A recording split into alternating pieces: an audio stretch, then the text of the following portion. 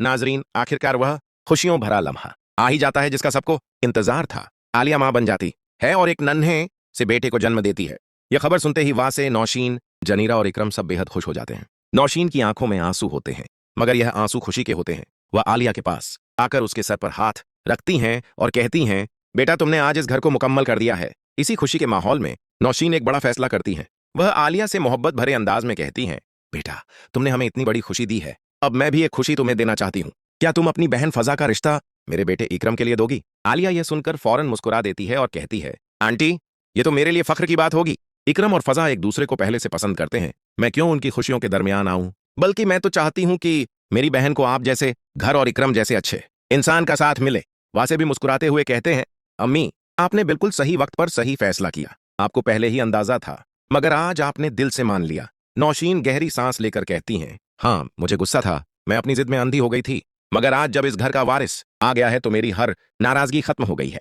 मैं फजा को दिल से अपनी बहू कबूल करती हूँ। यूं एक और खुशी उस घर में शामिल हो जाती है जहां अब न कोई तलखी रहती है, न कोई शिकवा, सिर्फ मोहब्बत और अपनायत बाकी रहती है। नाजरीन, अब कहानी एक खूबसूरत तसलसल के साथ आगे बढ़ती है जहां हर किरदार अपनी जिंदगी के नए बाप का आगाज करता है। आलिया अपने बच्चे के साथ मशरूफ रहती है। उसकी दुनिया अब उस नन्हे वजूद के गिर्द घूमती है। वह हर लम्हा उसके साथ जीती है। उसकी मुस्कुराहट आलिया की थकान खत्म कर देती है। वासे अक्सर यह मंजर देखकर कहते हैं, तुम दोनों मेरी जिंदगी की सबसे बड़ी नेमत हो। आलिया नर्म लहजे में जवाब देती है, खुशी तब मुकम्मल होती है जब सब एक दूसरे को समझें।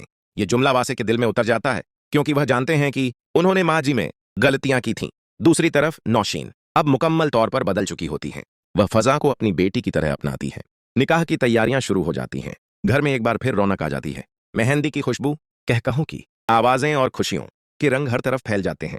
जनीरा और आलिया मिलकर फजा को तैयार कर रही होती हैं। फजा की आंखों में खुशी और हल्की सी घबराहट होती है। इकरम भी बेहद खुश होता है। वह अपने दोस्तों से कहता है, मैंने हमेशा सच्ची मोहब्बत की और आज वह मुझे मिल गई। निकाह का दिन आता है। सब लोग जमा होते हैं। काजी साहब निकाह पढ़ाते हैं और जब इकरम और फजा कबूल है कहते हैं तो पूरा घर खुशी से गूंज उठता है। नौशीन की आंखों में फिर आंसू आ जाते हैं, मगर इस बार यह मुकम्मल सुकून के आंसू होते हैं। नाजरीन, उधर आलिया अपने बेटे को गोद में लेकर यह सब देखती है। वह दिल ही दिल में शुक्र अदा करती है कि उसने हर मुश्किल में सब्र किया और आज उसका फल उसे मिल गया। वासे उसके करीब आकर कहते हैं, अगर तुम ना होती तो शायद यह सब मुमकिन ना होता। आलिया मुस्कुराकर कहती है, रिश्ते सिर्फ एक इंसान से नहीं बनते, सबके साथ से बनते हैं। वक्त गुजरता है और घर में खुशियों का तसलसल जारी रहता है। बच्चे की पहली मुस्कुराहट, पहला कदम, पहला लफ्ज, हर चीज एक नई खुशी लेकर आती है। नौशीन उसे अपने पास बैठाकर कहती हैं, ये मेरे दिल का सुकून है।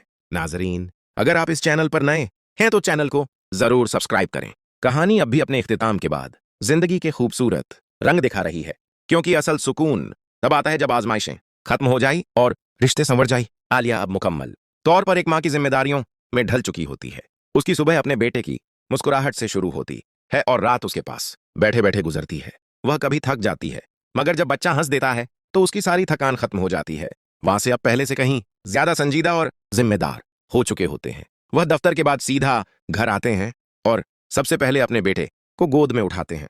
फिर आलिया के पास बैठकर उसका हाल पूछते हैं। एक दिन वह कहते हैं, मैंने तुम्हें बहुत देर से समझा, लेकिन अब मैं हर लम्हा तुम्हारे साथ रहना चाहता हूं। आलिया मुस्कुराकर जवाब देती है, देर से सही, मगर सच समझ आ जाए तो वही काफी होता है। नाजरीन, नौशीन का किरदार सबसे ज्यादा बदल चुका होता है। वह अब न सिर्फ एक अच्छी सांस बल्कि एक मोहब्बत करने वाली मां बन चुकी होती हैं। वह आलिया के लिए खुद खाना बनाती हैं, उसकी पसंद का ख्याल रखती हैं और अक्सर कहती हैं, बेटा तुमने इस घर को जोड़ा है, वरना मैं तो सब कुछ तोड़ बैठी थी। आलिया अदब से कहती है, आंटी घर तब बनता है जब सब एक दूसरे को समझें।